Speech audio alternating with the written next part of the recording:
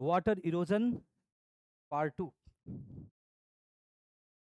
इस वाले पार्ट से न्यूमेरिकल प्रॉब्लम सॉल्व करने के लिए कॉन्सेप्ट लर्न करेंगे और अब तक आए हुए सारे प्रॉब्लम को सॉल्व करेंगे।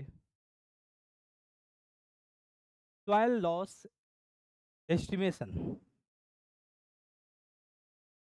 Bye universal soil loss equation USLE. Soil loss estimation करने जा रहे हैं हम लोग यूनिवर्सल सॉइल लॉस इक्वेशन की हेल्प से। USLE universal soil loss equation, the most widely accepted method for estimating the average annual soil loss by Fishmeyer and Smith। किसके द्वारा दिया गया है वो देख लीजिए। ये कैलकुलेट करेगा average annual soil loss,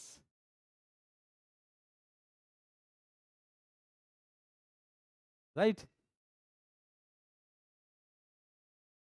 megagram per hectare per year. ये यूनिट इसके बनने वाले हैं।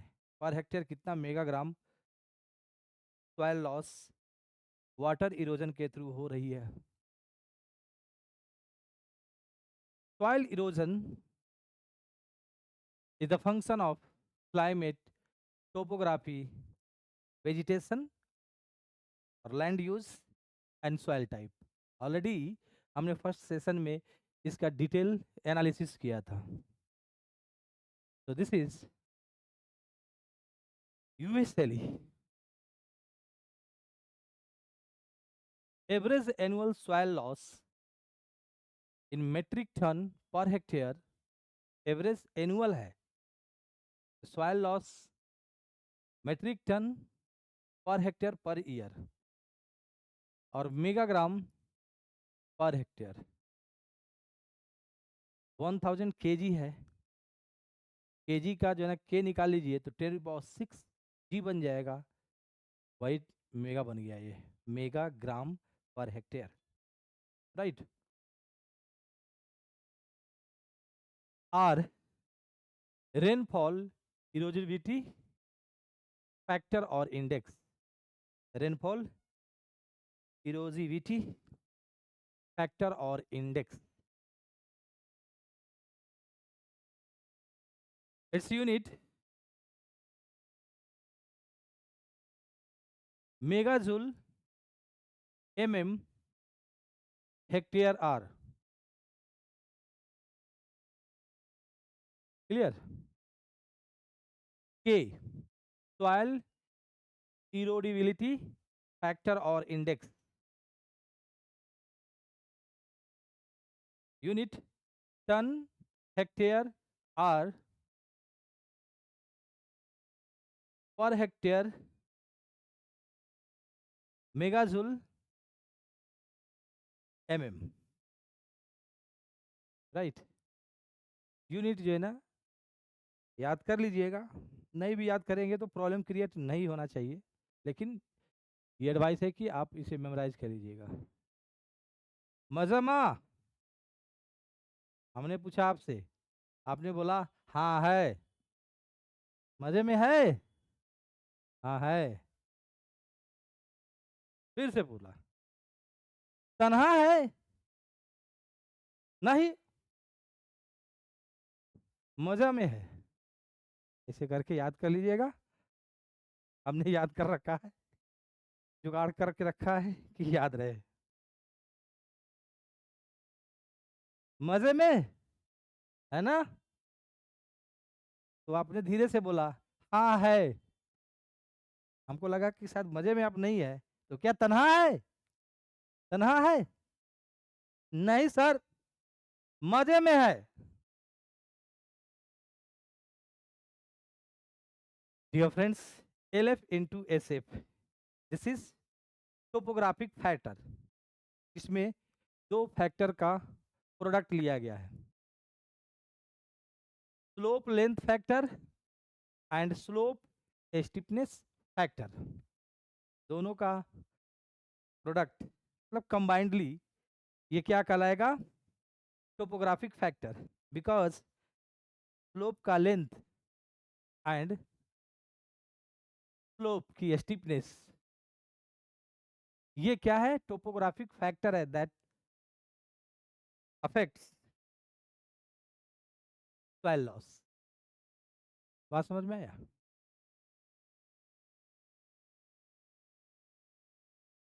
स्लोप लेंथ फैक्टर ज्यादा होंगे तो सॉइल लॉस ज्यादा होगा, स्टीपनेस ज्यादा होंगे तो भी सॉइल लॉस ज्यादा होगा, खड़ा स्लोप होंगे तो सॉइल लॉस ज्यादा, और स्लोप का लेंथ ज्यादा होगा तो भी सॉइल लॉस ज्यादा। राइट, सॉइल लॉस जो है इससे डायरेक्ट रिलेशन में होंगे। C, crop management factor. Right. P, conservation practice factor. Conservation practice factor यानी कि आप जो है ना, जो कंजर्वेशन प्रैक्टिसेस है, contouring, strip cropping, right, bunding, terracing, ये सब जो है ना फैक्टर इंप्लीमेंट किए हैं कि नहीं, आगे देखेंगे कैसे डिफाइन किया गया है। ठीक है, तो ये पी है हमारा, क्लियर हुआ? R K, L F, S F, C P.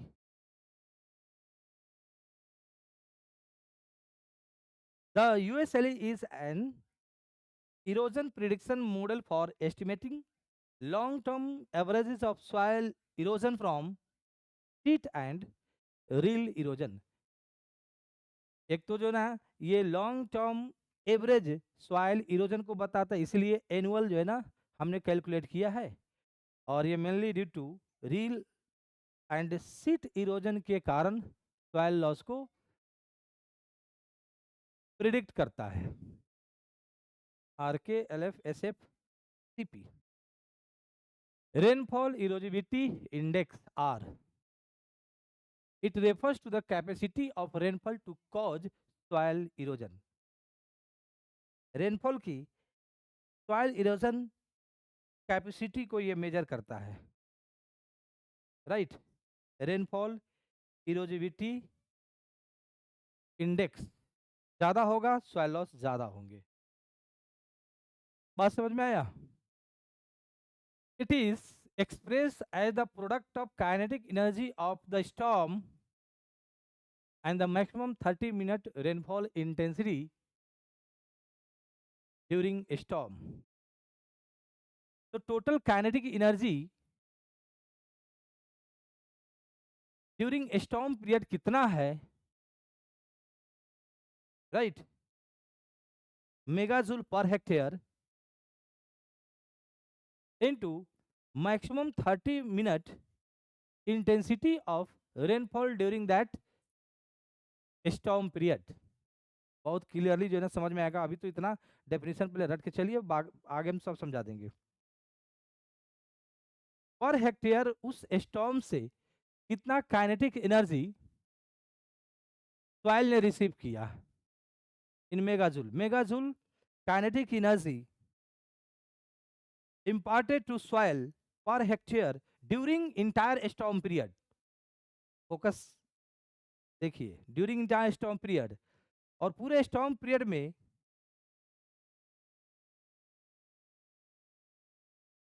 30 minute के इंटरवल में देखिए, आप कंटिन्यूअस 30 मिनट देखिए कि मैक्सिमम रेनफॉल कितना हुआ है।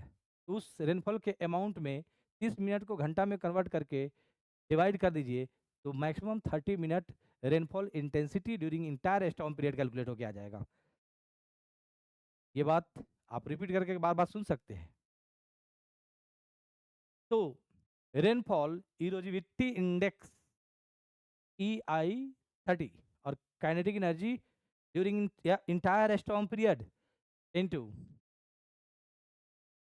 Maximum 30 minute intensity during storm period, right. Kinetic energy megajoule per hectare and I30 आपको mm/r में कैलकुलेट करनी है।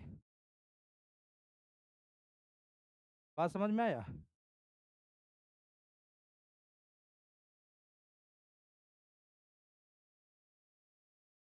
mm/r। तो mj mega joule mm hectare R. मजामा? हाँ है। इरोजिविटी इंडेक्स कैलकुलेट होके आ जाएगी रेनफॉल की। Mega joule mm per hectare hour. The above is based on the fact that product of kinetic energy of the storm and the 30-minute maximum rainfall intensity gives the best estimation of soil loss as per Wismir. The 30-minute maximum rainfall intensity, that is I30 value, is estimated from the rain gauge chart. वो rainfall chart से जो है ना हम लोग calculate कर लेंगे कि भाई इस टाइम पर इतना सेंटीमीटर का हुआ, इतना का रेनफॉल हुआ, इस पीरियड में इतना हुआ, इस पीरियड में इतना हुआ। तो हम कंटिन्यूअस 30 मिनट में देखेंगे कि मैक्सिमम कितना रेनफॉल हुआ है किस कंटिन्यूअस 30 मिनट में। 2 घंटे 3 घंटे बारिश हुई है या 10 घंटे 15 घंटे बारिश हुई है, तो कंटिन्यूअस 30 मिनट जो मैक्सिमम जो रेनफॉल हुआ है उस मैक्सिमम रेनफॉल के अमाउंट में में रख के 30 मिनट को आर में कन्वर्ट करके डिवाइड कर दीजिए, you will get maximum 30 minute intensity of rainfall, that is I30। And पूरे इंटायर रेनफॉल के दौरान टोटल कितना काइनेटिक एनर्जी सॉइल को इम्पार्ट किया गया है रेनफॉल के द्वारा, वो हमारा जो है ना कैलकुलेट होके आ जाएगा। मेगाजूल पर हेक्टेयर दोनों का प्रोडक्ट हमारा क्या कहलाएगा? Rainfall erosivity index. मजामा? हाँ है। Megajoule hectare are per hectare per R. Soil erodibility index K. Erodibility is the resistance of soil to both detachment and transportation, right? ये resistance को बताता है। It can be determined through the measurement of soil loss from a standard runoff plot called a standard USLE plot. A standard USLE plot क्या है उससे हम लोग calculate करेंगे Erodibility index. Unit plot having 9% slope over 22.13 meter length, which is kept fallow with periodic tillage up and down the slope. ये है आपका standard universal soil loss equation में के को कैलकुलेट करने वाला प्लॉट, स्टैंडर्ड यूएसएलई प्लॉट। रट्टा लगा लो रे बाबा, इस पर भी क्वेश्चन आते रहते हैं। Standard USLE plot, unit plot having 9% slope, 22.13 metre length, kept fallow, कोई वेजिटेशन नहीं है उसके ओवर, तो किसी भी प्रकार का जो क्रॉप मैनेजमेंट इंपोज नहीं किया गया है, किसी भी प्रकार का क्रॉप मैनेजमेंट जो ना प्रैक्टिस इंपोज नहीं की गई है। एंड फ्रेंड्स जो है ना tillage up and down, tillage up and down the slope, ये जो ना वर्स्ट टिलेज है, टिलेज भी कैसे किया गया? स्लोप के अलोंग, स्लोप के डाउन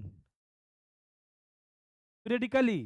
तो ये तो जो है ना ये सॉइल लॉस कराने वाले जो ना मैक्सिमम फैक्टर है ये, तो सॉइल कंजर्वेशन प्रैक्टिस भी एकदम वर्स्ट रखा गया। बात समझ में आई? उसे फैलो रखा गया, किसी भी प्रकार का जो है ना कवर नहीं है, वेजिटेटिव कवर नहीं है, ना ही कोई क्रॉप है। Unit plot having 9% slope and length कितना लिया गया? 22.13 मीटर। ये है हमारा स्टैंडर्ड यूएसएलई प्लॉट। अब इस केस में हम एलएफ एंड एसएफ का जो प्रोडक्ट है टोपोग्राफिक फैक्टर, ये 1 लेंगे, ठीक है? Topographic factor 1, right? Crop management जो फैक्टर है सी, उसको भी 1 लेंगे, एंड कंजर्वेशन प्रैक्टिस फैक्टर जो पी है वो भी 1 लेंगे। एकदम जो है ना ये कंडीशन लेकर गया चला गया, ना ही किसी प्रकार का कंजर्वेशन प्रैक्टिस इम्पोज किया गया है, like contour, strip, bunding, terracing. ये जो है ना conservation, soil conservation practice methods है, राइट, ताकि जो है ना सॉइल लॉस को रिड्यूस किया जाए। तो हमने नहीं किया, हमने स्लोप के अलोंग ही टीलेज कर दिया, डाउन अप, एकदम पूरी की पूरी जो है ना हमने रील बना दिया, लो भैया इरोजन हो वाटर, है ना। साइलो जो है ना हमने क्या कर दिया, चैनल बना दिया, लो टीलेज अप और डाउन द स्लोप। उसके बाद जो है ना किसी प्रकार का जो है ना वेजिटेशन एंड कवरिंग नहीं है, क्रॉप कवरिंग नहीं है, मैनेजमेंट प्रैक्टिस फैक्टर इंपोज नहीं किया गया, एकदम जो है ना फैलो रखा गया। 9% स्लोप, 22.13 मीटर लेंथ। इस कंडीशन में टोपोग्राफिक फैक्टर 1 होती है, C1 होती है, P1 होती है। इसको इस वाले स्टैंडर्ड इस कंडीशन में हमने सबको 1 रख दिया। अब आइए के की वैल्यू कैसे निकालेंगे, के की वैल्यू जो है ना कैसे निकालेंगे। Soil loss in this case, soil loss for this standard USC plot is a function of R and K। अगर R की वैल्यू हो एंड सॉइल लॉस का जो ना मेजरमेंट हो, उस प्लॉट से सॉइल लॉस कितना हुआ है और रेनफॉल इरोजिविटी इंडेक्स पता हो मुझे, तो के की वैल्यू नहीं निकल के आ जाएगी, निकल के आ जाएगी कि नहीं, के की वैल्यू हमारा कैलकुलेट होके आ जाएगा। के can be estimated. Topographic factor, two factors L and S are usually combined into one factor LFSF called topographic factor। LF इसका जो ना है वो क्या कहलाता, slope length factor, SF slope steepness factor, slope का लेंथ क्या है उससे कनेक्टेड फैक्टर है, और स्लोप की जो है ना स्टीपनेस क्या है उससे कनेक्टेड फैक्टर। ठीक है, ये क्या बताता है, represents a ratio of soil loss under given condition to that at a site with a standard slope steepness 9% and slope length इतना। सॉइल लॉस एक्चुअल से कितना हो रहा है, सॉइल लॉस एक्चुअल जो कंडीशन है उसमें कितनी हो रही है, एक्चुअल में जो है ना हो सकता है आपका जो है ना फील्ड क्या हो, फैलो ना हो, क्रॉप कवर है, साथ ही जो है ना हमने कंजर्वेशन प्रैक्टिसेस है, लाइक कंटूरिंग, टेरेसिंग, ये भी हमने अप्लाई करके रखा है। तो एक्चुअल कंडीशन स्लोप जो है ना कुछ भी हो सकता है, स्लोप की लेंथ कुछ भी हो सकता है, तो उससे एक पर्टिकुलर सॉइल लॉस होगा। तो सॉइल लॉस एक्चुअल कंडीशन में और उसी साइड पर कवर हटा दिया जाए एंड स्लोप के along tillage up and down कर दिया जाए, तो उससे कितना सॉइल लॉस हो रहा है, इन दोनों का रेशियो क्या कहलाएगा, टोपोग्राफिक फैक्टर। बात समझ में आया। The steeper and longer the slope the higher the risk of erosion. बात समझ में आया, उतना ही ज्यादा टोपोग्राफिक फैक्टर होगा। When slope length is given in metre and slope in degree, so this is expression to calculate topographic factor। अब ये छोड़ के हम इस वाले फॉर्मूला पर आ गए। ठीक है, अगर स्लोप लेंथ गिवन है एंड जो है ना स्लोप इन डिग्री गिवन है, स्लोप अगर परसेंटेज में दिया हुआ है 9% जो है ना वहां पर स्लोप दिया हुआ था, 9% स्लोप का मतलब क्या हुआ, 0.09 tan थीटा की वैल्यू हुई। थीटा यहां से हमारा जो है ना tan इनवर्स 0.09 आएंगे, जो आपको 5.16 डिग्री के इक्वल होगा। तो ऐसे जो ना परसेंटेज से डिग्री में एंड डिग्री से परसेंटेज में कन्वर्ट कर लेंगे। अगर 5.12 जैसे स्टैंडर्ड जो यूएसएलई प्लॉट है उसका स्लोप जो ली जाती है 5.16 डिग्री, डिग्री में है, तो इसका मतलब परसेंटेज में क्या होगा, इसका tan ले लीजिए जो वैल्यू आएगा उसमें 100 से मल्टीप्लाई कर दीजिए, you will gate slope in percentage.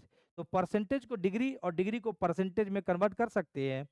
तो इस वाले फॉर्मूला में लेंथ को मीटर में रखना है, स्लोप के लेंथ को, एंड जो है ना स्लोप जो है वो डिग्री में रखना है। परसेंटेज को 100 से डिवाइड करके tan इनवर्स लगा देनी है, तो डिग्री में रखनी है। तो ये फॉर्मूला है एल। अब जो है अब एक्चुअल जो फील्ड है उसकी लेंथ क्या है, डिवाइडेड बाई यूएसएल प्लॉट का ये लेंथ है 22.13 raise to the power exponent factor m 65.41 sine square theta plus 4.56 sine theta plus 0.065। Slope length metre में है, थीटा एंगल रखना है डिग्री में। ये जो m की वैल्यू होती है, अगर स्लोप 5 या 5 से अधिक हो परसेंटेज में, अगर स्लोप 5% या इससे अधिक हो तो m की वैल्यू 0.5 रखी जाती है। अगर स्लोप की वैल्यू 3.5 टू 4.5% के रेंज में है तो m की वैल्यू 0.4 रखी जाती है। रट लेना। अगर फ्रेंड्स जनरली 5% से ज़्यादा ही स्लोप आएंगे तो ऑटोमेटिक आपको m की वैल्यू 0.5 याद करके रखना है। अगर जो ना स्लोप 1 to 3% के रेंज में है तो जो ना उसके लिए m की वैल्यू आपको 0.3, स्लोप अगर लेस देन 1% है तो स्लोप की वैल्यू जो है ना m की वैल्यू आपको 0.2 लेना है LF SF को कैलकुलेट करने के लिए। तो लेंथ अगर मीटर में दिया है, स्लोप डिग्री में दिया है, तो टोपोग्राफिक फैक्टर जो LF SF का प्रोडक्ट होता है ऐसे होते हैं।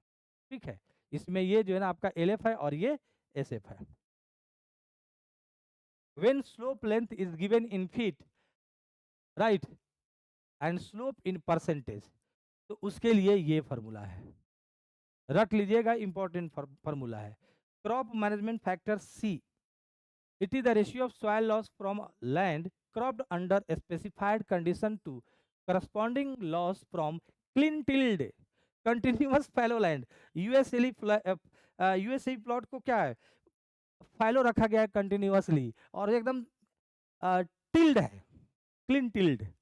बात समझ में आया, उससे सॉइल लॉस कितनी हो रही है एंड स्टैंड जो गिवन कंडीशन उसमें सॉइल लॉस कितनी होनी, दोनों का रेशियो हमारा क्या कहलाता है, क्रॉप मैनेजमेंट फैक्टर। यानी कि आपने जो है ना फैलो रखा है, कोई भी वेजिटेटिव कवर नहीं है, ठीक है,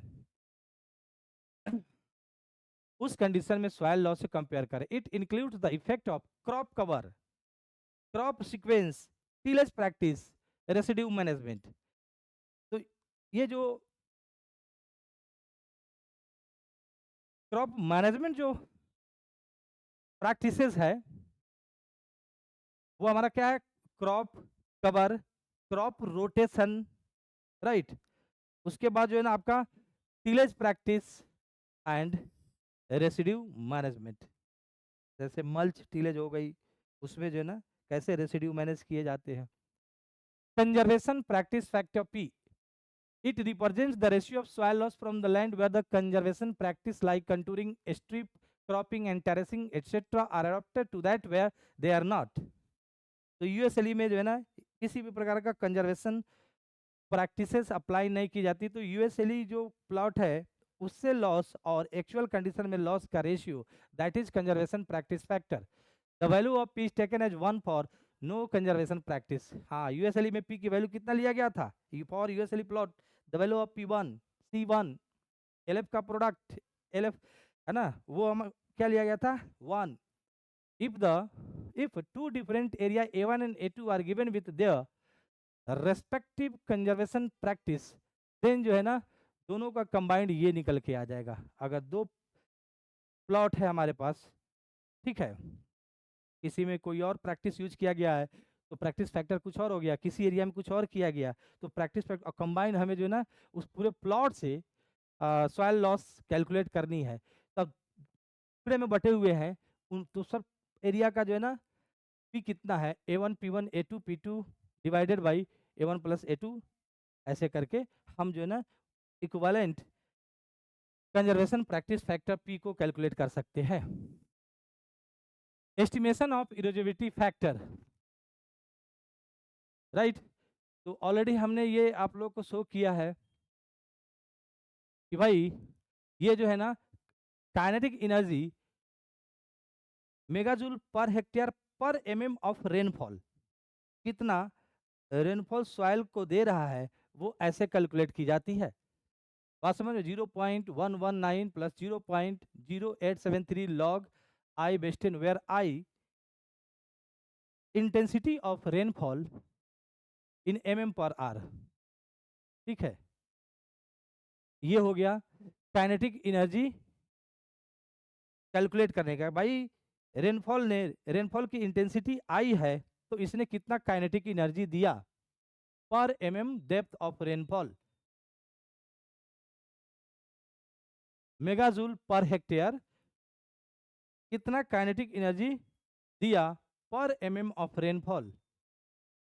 तो उस रेनफॉल का टोटल अमाउंट निकाल लो, उससे मल्टीप्लाई कर दोगे तो ये क्या दे देगा, पर हेक्टेयर उस एमएम और उस पर्टिकुलर इंटेंसिटी वाले रेनफॉल से कितना काइनेटिक एनर्जी मेगाजूल में ट्रांसमिट हुआ है सॉइल को, वो हम कैलकुलेट कर लेंगे। बहुत प्यार से सुनिएगा।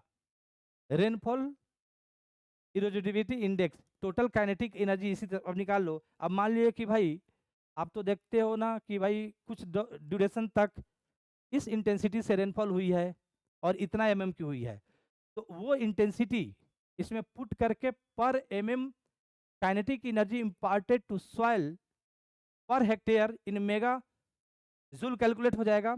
एंड जो है ना उस दौरान कितना एमएम का रेनफॉल हुआ मल्टीप्लाई कर दोगे तो पर हेक्टेयर कितना मेगा जूल काइनेटिक एनर्जी उस पीरियड में गया। इसी प्रकार रेनफॉल काफी देर तक हुई है अलग अलग इंटेंसिटी से, दूसरे जो है ना इंटरवल में किस इंटेंसिटी से हुई है वो इसमें डालो और उस इंटरवल में कितना एमएम का हुआ उस एमएम से मल्टीप्लाई करो, you will get total kinetic energy imparted to soil by that intensity rainfall. इसी प्रकार जो है ना पूरे ड्यूरेशन का जो है ना आप कैलकुलेट करो, सबको ऐड कर दो, टोटल काइनेटिक एनर्जी आ जाएगा।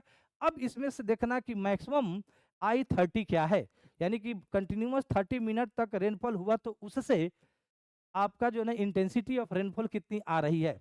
मैक्सिमम 30 मिनट्स ड्यूरेशन का टोटल रेनफॉल देखना और उससे जो है ना इंटेंसिटी निकालना, निकाल के देखना कि भाई कौन continuous 30 minutes maximum intensity of the rainfall दे रहा है, वही हमारा I30 है। वो टोटल KE एंड I30 का प्रोडक्ट ले लोगे, रेनफॉल इरोजिविटी इंडेक्स आपका आर कैलकुलेट हो जाएगा।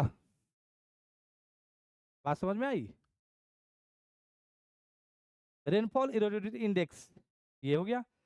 अगर फ्रेंड्स जो है ना काइनेटिक एनर्जी आपका metric ton per hectare centimetre में है, चाहिए मेट्रिक टन, ये जो ना केजी में लेकर आ गई, metric ton per hectare centimetre, यहाँ मेगाजूल पर हेक्टेयर पर एमएम, तो मेट्रिक टन पर हेक्टेयर पर सेंटीमीटर हो तो वहां पर आपको आई रखना है सेंटीमीटर पर आर में, सेंटीमीटर पर आर में।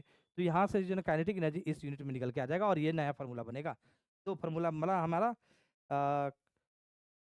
काइनेटिक एनर्जी का अगर आई सेंटीमीटर पर आर में रखते हैं तो इस फार्मूला में रखेंगे तो ई का वैल्यू हमें मेट्रिक टन पर हेक्टेयर पर सेंटीमीटर निकल के आ जाएगा। जूल में है और ये केजी में जा रहा है। Question number 1 GATE 2024 mark 1। दो क्वेश्चन आए हुए 2024 में, एक वाटर इरोजन से ये वाला प्रॉब्लम एंड एक जो है ना विंड इरोजन से, दोनों ही प्रॉब्लम ये तो जो है ना आपको 1.5-2 मिनट ले लेगा। 1.5-2 मिनट क्या, बहुत तेजी में बन जाएगा, ये 1 मिनट में ये बन जाएगा और वो जो है ना 2 सेकेंड में वो बनता। 2 नंबर इजीली मिल रहा था इस टॉपिक से। The slope length of an area having land slope of 6% is reduced to half while other condition are kept unchanged। L की वैल्यू जो है ना हाफ हो गई, राइट। 6% क्या है, स्लोप है, तो ये क्या है 5 या 5% से अधिक है तो m की वैल्यू क्या यूज करेंगे 0.5, वहां से ये आइडेंटिफाई हो गया। तो अगर जो है ना स्लोप लेंथ हाफ हो जा रही है तो सॉइल लॉस में रिडक्शन, एनुअल सॉइल लॉस में रिडक्शन कितनी की होगी। Dear friends, soil loss equation क्या है, RK LF SF CP, यही ना सॉइल लॉस इक्वेशन। तो केवल जो है ना स्लोप लेंथ फैक्टर जो है ना चेंज हो रही है। Slope length factor remaining R K S F C P all R same. तो हमारा ए क्या होता है, annual soil loss R K L F S F C P, इसमें केवल एल एफ चेंज हो रहा है। एल एफ जो है ना, एल एफ वन से एल एफ टू हो जा रहा है। एल एफ वन कितना है, L upon 22.13 raise to power 0.5, and L F two क्या है, लेंथ जो है ना, स्लोप की लेंथ हाफ हो गई, एल बाई टू हो गई है, राइट। तो हम ए टू अपॉन ए वन निकाल देते हैं। ए टू ए वन में केवल एल एफ चेंज हो रही है, रिमेनिंग सेम है, सब कैंसिल हो जाएंगे, सब कैंसिल हो जाएंगे, केवल L F two by L F one हो जाएगा। एल एफ टू क्या है, L upon this raise to power 0.5, और एल एफ वन ये, इसमें से 0.5 रेज़ टू पावर 0.5 ये आया। अब वन में से इसको सब्सट्रैक्ट कर दीजिए, 100 से मल्टीप्लाई कर दीजिए, क्या मिलेगा, A one minus A two upon A one into 100, A one minus A two upon A one into 100, this is reduction in annual soil loss in percentage. ठीक है। Question number 2, the ratio of soil loss from the field plot length to that from the unit plot with a slope 22.13 meter is 0.5. The ratio of soil loss from the field plot length, यानी जो भी field plot है उससे जो loss हो रही है, right, और जो यूएसएलई से लॉस हो रही है, दोनों का रेशियो हमारा क्या कहलाता है, topographic factor. Unit plot with slope slope length, ये हमारा जो है ना टोपोग्राफिक फैक्टर है, दे दिया है। किसी सॉइल प्लॉट से लॉस एंड यूएसएलई से लॉस का रेशियो दे दिया गया है। चलिए, दे दिया तो हटाइए, कोई बात नहीं। If the slope length from the watershed divide is 600 metre and the slope gradient is 8%, slope का लेंथ एंड स्लोप की स्टीपनेस परसेंटेज में दिया हुआ है किसी वाटर सेट का, the topographic factor in the universal soil loss equation is, topographic factor हमें calculate करनी है। तो टोपोग्राफिक फैक्टर का फॉर्मूला हमारा ये है, एल, यानी कि जो हमारा वाटर सेट है 600 मीटर लेंथ का, और उसकी जो है ना ग्रेडियंट दिया हुआ है 8%, उसको आप 8% है ना, 0.08, इसमें tan इनवर्स लगा दो, चला जाएगा ये डिग्री में, और यहाँ पर वो वैल्यू पुट कर दो, और एल को मीटर में रख दो। आपसे ये पूछा जा रहा है, ये वाले इंफॉर्मेशन यूजलेस थे। बात समझ में आई? तो यहाँ से जो ना आप इजिली प्रॉब्लम को सॉल्व कर लेंगे। स्लोप आपका 8% है, तो 8% स्लोप के लिए m की वैल्यू कितनी ली जाती है, m equal to 0.5 for slope 5% और मोर। कुछ नहीं करा गया, वही 600 को जो है ना रखा गया, और थीटा जो हमारा गिवन था परसेंट में, उसे हमने डिग्री में कैलकुलेट किया 100 से डिवाइड करके tan इनवर्स लगा के। बात समझ में आना चाहिए, ठीक है।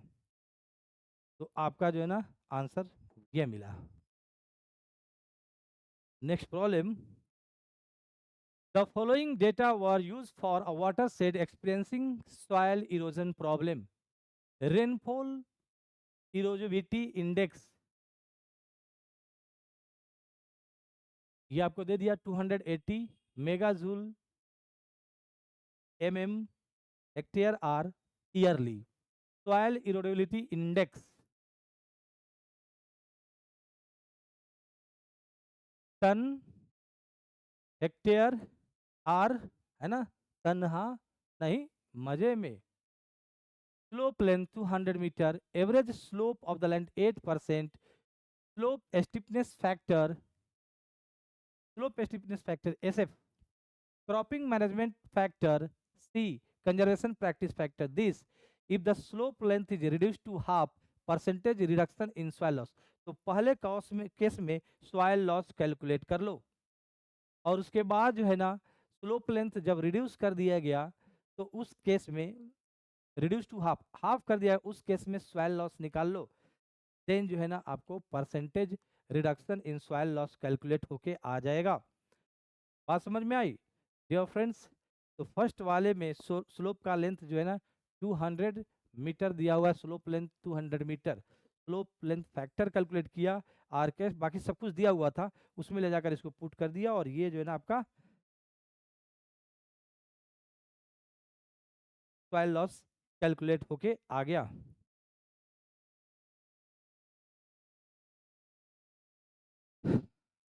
मिलीग्राम पर hectare per year. Second case में 200 से 100 हो गया, तो उस केस में स्लोप लेंथ फैक्टर क्या है वो निकालो, फिर से रिमेनिंग टर्म सेम है, आर के एस एफ सी भी सब सेम है, इसमें पुट करो नया एल एफ को, और ये आपका जो है ना नया जो है ना टन या megagram per hectare per year soil loss आया। तो पहला साल कितना था, दूसरे साल मतलब दूसरे केस में कितना है, divide first case into 100, this is percentage reduction in soil loss. Annual average soil loss from a watershed has been measured as 20 megagram per hectare per year. ठीक है, megagram per hectare yearly loss है ये। Watershed has 8% land slope and 84 metre maximum slope length, S L दिया हुआ है। Assume all other factors same and dimensionless, exponent for the slope factor is 0.5, M की वैल्यू 0.5 लेनी है ना, dimensionless exponent for slope factor. To reduce soil loss from watershed to 10, the maximum slope length in metre should be. 20 से 10 करने के लिए, 20 से 10 करने के लिए स्लोप का लेंथ कितनी होनी चाहिए। तो फर्स्ट केस में भाई ये देख लो 84 है, राइट, सब कुछ सेम रखना है। सेकंड में भी सब कुछ सेम रखना है, केवल लेंथ को चेंज करनी है, एक्सपोनेंट फैक्टर 0.5 यूज करनी है। तो फर्स्ट वाले में 20 हो रहा था, सेकंड वाले में 10 हो रहा है, 20/10 दिस अपॉन दिस, L2 की वैल्यू निकल के आ जाएगी, राइट। स्लोप लेंथ अगर इतना रखेंगे तो लॉस जो है ना 20 से 10 megagram per hectare per year हो जाएंगे। The soil erodibility factor needs to be determined for use in the universal soil loss equation. The length in meter and slope in percent of the experimental plot to be used for this purpose respectively are। तो कितना लिया जाता भाई, 22.13 length लिया जाएगा plot का, and 9% जो है ना स्लोप ली जाएगी। Option C is correct. USC plot का जो है ना साइज पूछा जा रहा था, length and slope. Question number 6, the soil loss from a field with 5% slope and crop management factor of 0.25 is this. Soil loss दे दिया गया है, स्लोप दे दिया गया है, और सी की वैल्यू दे दिया गया है। कंटूरी along with crop management factor of 0.15 is adopted। अब क्रॉप मैनेजमेंट फैक्टर 0.15 लिया गया कंटूरिंग करके along with crop management factor, तो क्या हो गए, ये रिड्यूस हो गया सी की value. The change soil loss from the field is, soil loss equation क्या है मेरे भाई, ये है R K L S P C, है ना ये। तो फर्स्ट केस में ये सॉइल लॉस है जब सी की वैल्यू, क्रॉप मैनेजमेंट फैक्टर जब 0.25 था, तो अब सी की वैल्यू हमारा क्या बन गया है, 0.15 हो गया है। तो सॉइल लॉस कितना होगा वो कैलकुलेट करके करना है, रिमेनिंग सब कुछ सेम है। ऐसे ऐसे क्वेश्चन पूछे जा रहे हैं, इजी इजी क्वेश्चन। हाँ, ये आपको अनदर कॉन्सेप्ट लर्न करने में हेल्पफुल होगा ये वाले question. Question number 8, kinetic energy of the rainfall with intensity of 100 mm per hour will be. तो इस 100 मेट्रिक टन है पर हेक्टर पर सेंटीमीटर में निकालना है, तो काइनेटिक एनर्जी का जो सेकंड फॉर्मूला है उसका यूज करना है, सेंटीमीटर पर आर में कन्वर्ट कर लीजिए, आई को यहाँ पर पुट कीजिए, सेकंड वाला फॉर्मूला में पुट करिए, आपका ये कैलकुलेट हो जाएगा, मेट्रिक टन पर हेक्टेयर पर centimetre, kinetic energy of the rainfall. ठीक है, question number 8, calculate rainfall kinetic energy and rainfall erosion index of storm whose cumulative depth and cumulative time are given as। ये है problem आपके जो इरोजिविटी index है, rainfall erosivity index, उसको समझने में हेल्पफुल रहेगा। वो ये वाला उसको समझा देगा आपको। बात समझिएगा। टाइम दे दिया गया एंड क्यूमुलेटिव रेनफॉल डेप्थ दे गए हैं। इसको आप इंक्रीमेंटल में कन्वर्ट कर लीजिए, तभी जो है ना टाइम इंटरवल में आप इंटेंसिटी कैलकुलेट कर पाओगे। तो time since beginning of storm 0, 6, 12, 22, 30 minute में है क्यूमुलेटिव रेनफॉल। तो फर्स्ट 6 मिनट्स में टोटल आपको जो है ना 6 mm का रेनफॉल हुआ है। फर्स्ट 6 मिनट में 6 mm का रेनफॉल हुआ है। तो इससे आप इंटेंसिटी ऑफ रेनफॉल निकाल सकते हो। इस इंटरवल में इंटेंसिटी ऑफ रेनफॉल कितना होगा 6 mm कितने टाइम में 6 मिनट में। 6 मिनट को आर में कन्वर्ट करोगे तो ये हो जाएगा, कितना आएगा आपको, ये जो है ना 60, ये है आपका 60 mm per hour intensity of rainfall during 0 to 6। 0 to 6 हमने यहाँ बस रख दिया, 0 से लेकर 6 तक टोटल रेनफॉल 6 mm का हुआ है। 0 से 6 मिनट तक टोटल रेनफॉल 6 mm का हुआ है। तो भाई intensity of rainfall during this 6 minute जिसमें 6 mm का रेनफॉल हुआ वो कितना हो जाएगा 60 हो जाएगा। अब फ्रेंड्स इस इंटरवल में काइनेटिक एनर्जी हम कैलकुलेट कर लेते हैं। फार्मूला अपने पास है 0.119 plus 0.0873 log I base 10 where I is in mm per hour. अब इस 0 से 6 मिनट के बीच में जो इंटेंसिटी ऑफ रेनफॉल ये है और टोटल जो रेनफॉल हमारा कितना हुआ है 6 mm का, इससे जो है ना हम पहले तो जो है ना काइनेटिक एनर्जी निकालते हैं mega joule per hectare per mm। तो इस फॉर्मूला में आई रखोगे तो mega joule per hectare per mm इतना काइनेटिक एनर्जी आएगा। यानी इतने 0 to 6 मिनट में total kinetic energy per mm depth of rainfall in mega joule per hectare imparted to soil mass by the rainfall calculate होके आ जाएगा। तो ये पर mm आता है ना, टोटल रेनफॉल 6 mm की हुई है, मल्टीप्लाई कर दो 6 से इसमें, तो इतना काइनेटिक एनर्जी किस फॉर्म में गया, mega joule per hectare transmit हुआ है सॉइल मास को। टाइम आपका कितना है वो आपको पता है 6 मिनट में। चलिए अब जो ना नेक्स्ट 6 मिनट का इंटरवल है जिसमें हमारा रेनफॉल 6 से 10 हो गया, कितना का हुआ है 4 mm का हुआ है। 4 mm हुआ है 6 मिनट में। तो आप जो है ना 40 इसकी mm per hour intensity of rainfall कह सकते हो।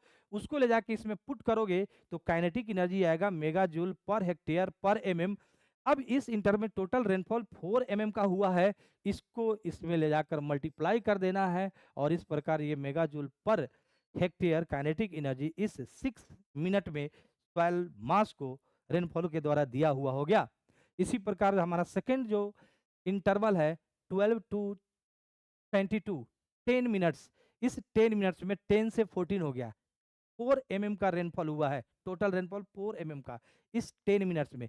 तो इस टाइम पीरियड में इंटेंसिटी ऑफ रेनफॉल क्या हो जाएगी 24 mm पर आर। इसको ले जाकर इसमें डालोगे तो आपको mega joule per hectare per mm निकल जाएगा। इस इंटरवल में टोटल रेनफॉल 4 mm की हुई है, 4 से मल्टीप्लाई कर दोगे, this is in mega joule per hectare kinetic energy imparted to soil by the rainfall during this interval calculate होके आ जाएगा।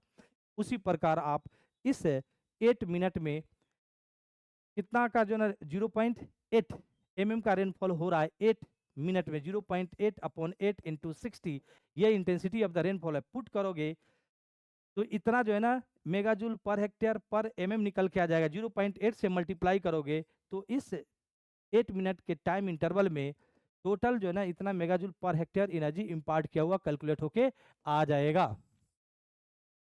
इन सबका एडिशन ले लो, इन सबको ऐड करो फ्रेंड्स। सबको जब ऐड करोगे तो टोटल जो है ना काइनेटिक एनर्जी 3.953 ये कैलकुलेट होके आ जाएगा मेगा जूल पर हेक्टेयर। इतना जो है ना kinetic energy, total kinetic energy इस स्टॉर्म ड्यूरेशन में सॉइल को रेनफॉल के द्वारा इम्पार्ट किया गया है। During storm total kinetic energy of the rainfall during the storm, ऐसे कैलकुलेट किया जाता है। अब मुझे जो है ना I30 कैलकुलेट करना है। I30 कंटिन्यूअस 30 मिनट्स में मैक्सिमम रेनफॉल का टोटल अमाउंट कितना होगा वो देखो। Continuous 30 minutes 0 to 6 and 6 to 30, 0 to 6, ये 30 मिनट का ही रेनफॉल है टोटल। ये टोटल रेनफॉल कितना है 30 मिनट्स का है। तो 30 मिनट्स में जो है ना टोटल जो है ना रेनफॉल कितना हुआ है, 0 + 6 + 4 + 4 + 0.8, इस सबको ऐड कर दो। 30 मिनट्स में इतना रेनफॉल हुआ है, और कोई है ही नहीं 30 मिनट्स पूरे के पूरे। 30 मिनट्स में इतना रेनफॉल हुआ, डिवाइडेड बाई 30/60। तो ये क्या हो गया, 30 मिनट्स में होने वाले रेनफॉल की इंटेंसिटी। डन। वही ले आकर जो है ना इसमें मल्टीप्लाई कर दिया गया, 29 पॉइंट करोगे तो 29.6 कैलकुलेट होके आ जाएगा mm/hour I30। और इस प्रकार जो है ना ये रेनफॉल इरोजिविटी इंडेक्स कैलकुलेट हो जाएगा। इससे अच्छा प्रॉब्लम हमारा ये वाला है जिसमें हमारा I30 और क्लियरली समझ में आएगा। ये देखिए मिनट में दिया हुआ है, क्यूमुलेटिव रेनफॉल दिया हुआ है, क्यूमुलेटिव से इंक्रीमेंटल निकालेंगे। चलिए 0 से 60 तक दिया हुआ है, क्योंकि वो 0 से 30 तक दिया था तो पूरी की पूरी 30 मिनट्स मैक्सिमम इंटेंसिटी रेनफॉल निकालने में पूरा का पूरा ही ड्यूरेशन इस्तेमाल हो गया। लेकिन यहाँ पर 0 से 60 है, तो अब हमें देखना है किस कंटिन्यूअस 30 मिनट्स में सबसे ज्यादा रेनफॉल हुआ है, वही 30 मिनट्स मैक्सिमम आई मैक्स को देगा, I30 मैक्स को देगा। सारे प्रोसेस जो है ना टोटल काइनेटिक एनर्जी निकालने के लिए वही रहेगा। अब हम बात करते हैं I30 मैक्सिमम। डियर फ्रेंड्स, जो 30 मिनट्स है कंटिन्यूअस उसको पकड़ो, इस 0 से लेकर 30 तक लेते हैं। टोटल रेनफॉल कितना हुआ 0 से लेकर 30 तक, 30 सेंटीमीटर है ना, 30 सेंटीमीटर हुए।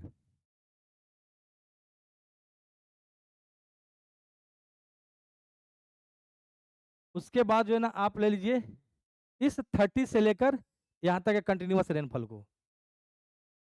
इसमें कितना हुआ था रेनफॉल, इसमें रेनफॉल हुआ था 9.5, ड्यूरेशन था ना, ड्यूरेशन ऐड कर दिया है। क्यूमुलेटिव रेनफॉल है, यहाँ पर आपको अमाउंट दिए हुए हैं।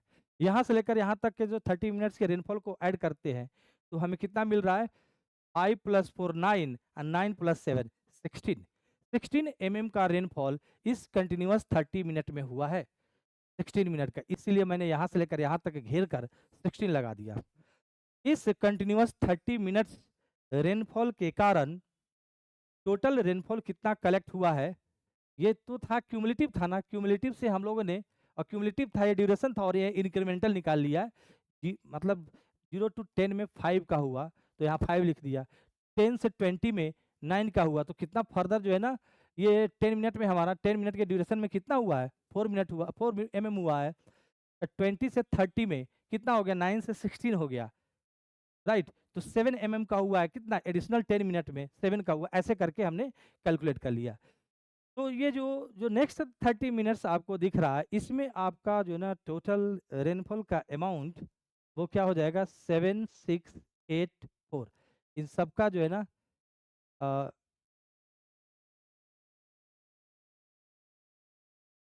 10 20 30, ठीक है।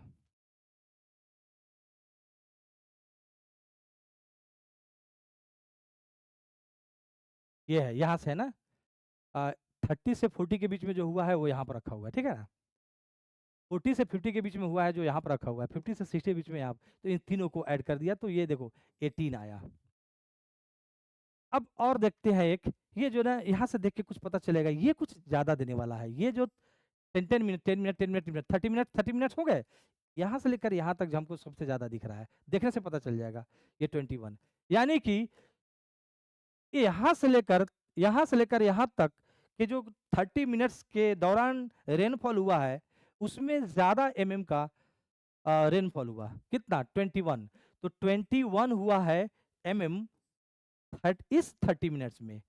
इसको कर देंगे ऐसे, तो कितना आ गया फ्रेंड्स, कितना निकल के आ जाएगा, I30 आपका मिल के आ जाएगा ये 42 mm/r।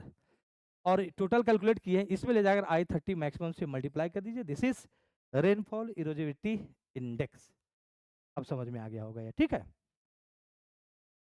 इंक्रीमेंटल निकाल लीजिए, उधर से ही देखकर कंटिन्यूअस देखिएगा 30 मिनट्स के लिए, इसलिए हमने यहाँ पर ड्यूरेशन कर लिया कि भाई फर्स्ट 10 मिनट में आपको 5 mm का रेनफॉल हुआ है, सेकेंड 10 मिनट में आपको 4 mm का हुआ है, तो यहाँ पर 10 रख लिया है। थर्ड 10 मिनट में आपको यहाँ 10 रखा, 9 से 16 7 का हुआ है। तो इस प्रकार जो है ना 10 10 10 ये वाला जो है ना ऐड किया गया, 30 मिनट्स में 16 का हुआ। फिर जो है 10 10 10 इस वाले को ऐड किया गया तो हमें 18 का हुआ का। लेकिन मजा की बात है ये इस वाला को पकड़ा जाए, इस कंटिन्यूअस 30 मिनट वाले रेनफॉल को पकड़ा जाएगा 21 का होगा। तो इस 30 मिनट में मैक्सिमम रेनफॉल हुआ है, तो 30 मिनट आई मैक्स यानी कि इंटेंसिटी, मैक्सिमम इंटेंसिटी कैलकुलेट इससे होगी 21/30 × 60 I30। क्लियर है, रिपीट कर दिया है। Question number 10, conservation practice factor for 18 hectare contour farming and 12 hectare strip cropping are 0.6 and 0.3 respectively. तो भाई जो है ना ये A1 हो गया और ये P1 हो गया, A1 P1 A2 P2। तो इन दोनों पूरे कंबाइंड जो है ना फील्ड के लिए हमारा P कैलकुलेट हो जाएगा। SF दिया है, K दिया है, S दिया है, C दिया है, L दिया है, M दिया है, R दिया है। आपसे जो है जो पूछा जाए average annual soil loss from the water set निकाल लो, समय खराब नहीं करने का।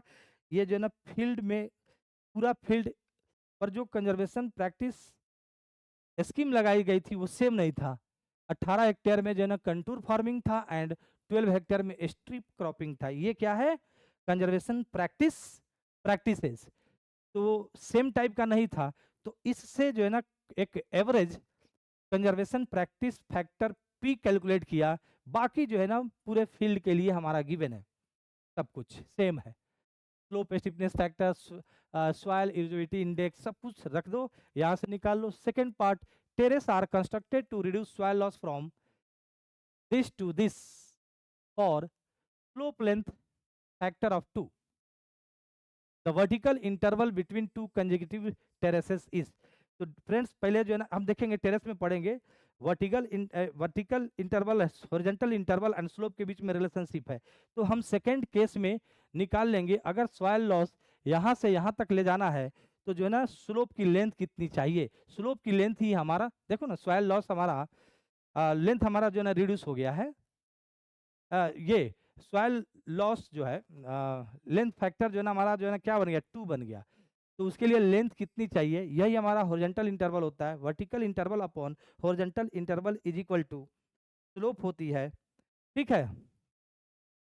स्लोप आपका जो ना परसेंटेज में होती है, वो पुट कर दियो यहाँ पर 100 से मल्टीप्लाई किया गया, वर्टिकल इंटरवल निकल जाएगा। टेरेस में भी हम इसको समझ लेंगे। तो सेकेंड वाले पार्ट में हमको कुछ नहीं करना था कि भाई देखिए सेकेंड पार्ट में terraces are constructed to reduce soil loss from this to this, soil loss यहाँ से यहाँ तक ले जाया गया। तो जो है ना सेकेंड वाले केस में स्लोप का लेंथ कितना होगा, वही हमारा हॉरिजॉन्टल इंटरवल है। Vertical interval upon horizontal interval into 100 equal to slope in percentage. तो वहां से जो ना वर्टिकल इंटरवल कैलकुलेट होके आ जाएगा। Question number 11, calculate soil loss from a plot of 1 hectare having slope length 122 metre and slope steepness 10%, rainfall erosion index of place is 325, assume soil erodivity factor, this cropping management factor, conservative practice factor, soil loss निकालना है। सब कुछ मेरे भाई given है, put करो और answer लाओ। तो we have completed water erosion in 2 live sessions. पहले में हम लोगों ने कॉन्सेप्ट लर्न किया था, सेकेंड में कॉन्सेप्ट प्लस प्रॉब्लम, और इस प्रकार ये हमारा फिनिश होता है। नेक्स्ट जो है ना विंड इरोजन है, जो न्यूमेरिकल कम थ्योरेटिकल ज़्यादा है, लेकिन 1 मार्क के क्वेश्चन वहाँ से पूछे जाते हैं, कभी कभी 2 मार्क के। 2 मार्क्स के तो हम जो ना जो न्यूमेरिकल 2 मार्क्स के आते हैं, विंड शेल्टर का जो ना विंड शेल्टर से रिलेटेड उसके भी कॉन्सेप्ट को लर्न करेंगे, और 1 मार्क के जो आते हैं उसके लिए उसका थियोरेटिकल पार्ट है उसे भी कवर करेंगे। और इस प्रकार हमारा जो है ना सॉइल इरोजन फिनिश हो जाएगा। सेशन यहीं पर हमारा क्लोज होता है। बहुत बहुत धन्यवाद।